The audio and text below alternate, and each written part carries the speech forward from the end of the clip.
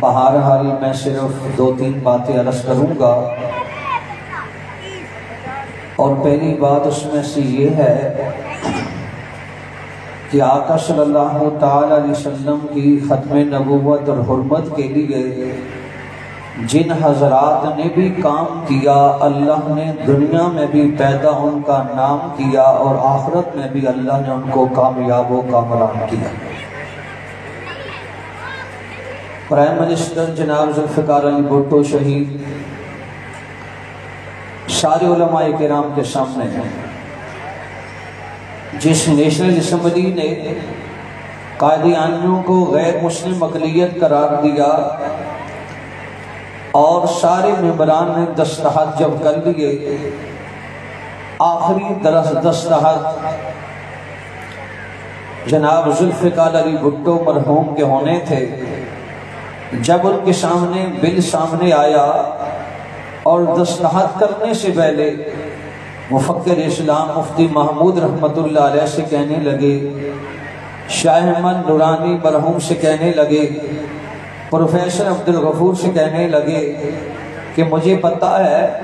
کہ میں جس بل پہ دستخط کر رہا ہوں در حقیقت میں اپنے موت کے پروانے پہ دستخط کر رہا ہوں۔ وہ بڑا زیرک انسان تھا اور بڑا ذہین انسان تھا۔ پھر جب بعد میں ان کے لیے تانے بانے جوڑ کر ان کو لیے سزائے موت پیش کی گئی، اس وقت بھی کچھ صحافی آگے بڑھے اور کہنے لگے ان قادیانیوں کی سازش سے ان کو آپ نے غیر مسلم اقلیت قرار دیا، یہ اس تعصب اور بغض میں آ کر آپ کو تحت دار تک پہنچانا چاہتے ہیں۔ تو ذوالفقار علی بھٹو کہنے لگے،